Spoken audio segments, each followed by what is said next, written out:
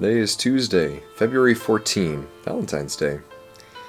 I'm Pastor Anthony, and this is Wilderness Wanderings.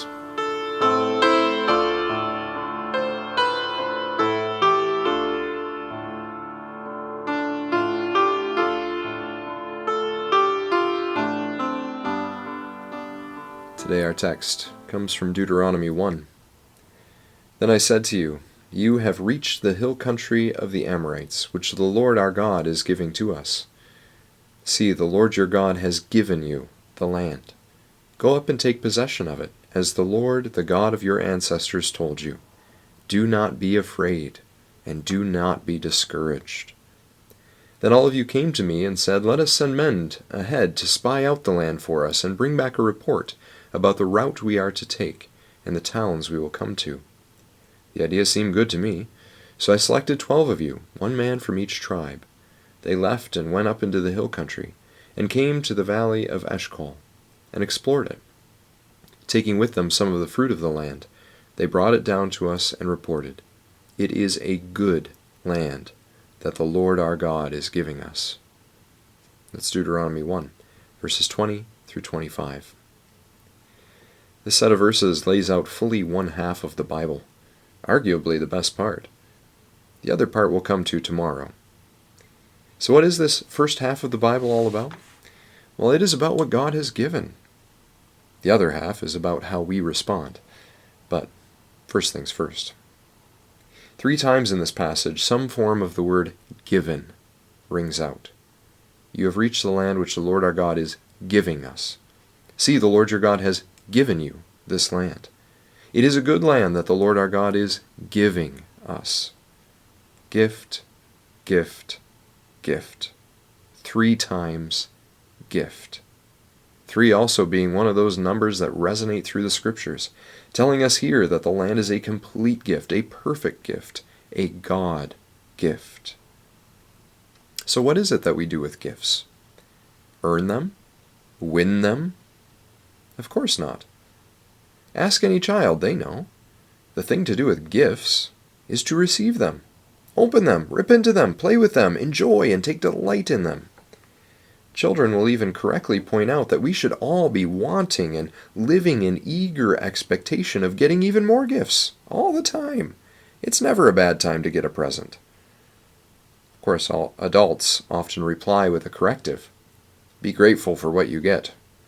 In other words, don't expect anything. Don't think you deserve anything. Don't be too eager to receive anything. After all, handouts are bad. Too much of that might spoil a child and make them lazy.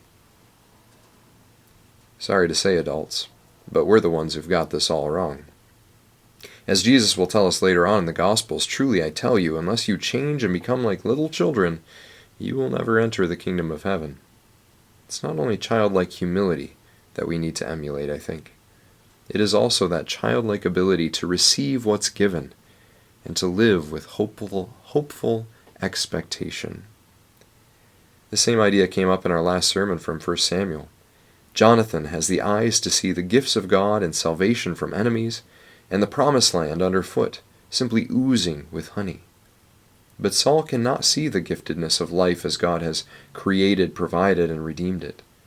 So much so that he declares on oath that even if the transgression against his ill curse should lie with the gift of God, i.e. Jonathan, because that is what his name means, Saul won't hesitate to put that gift of God to death.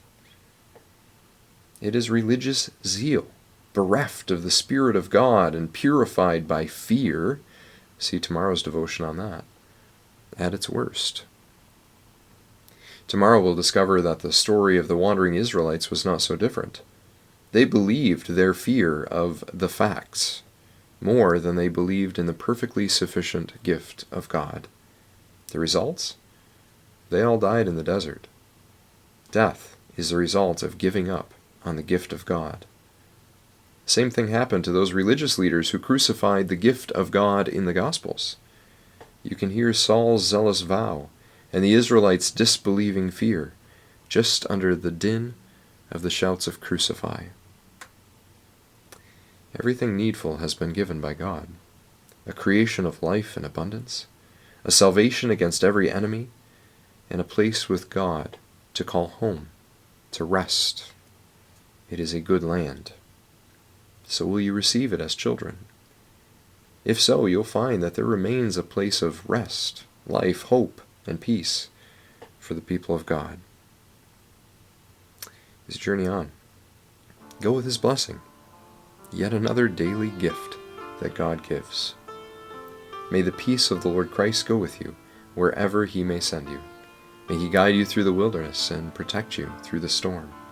May He bring you home rejoicing at the wonders He has shown you. And may He bring you home rejoicing once again into our doors.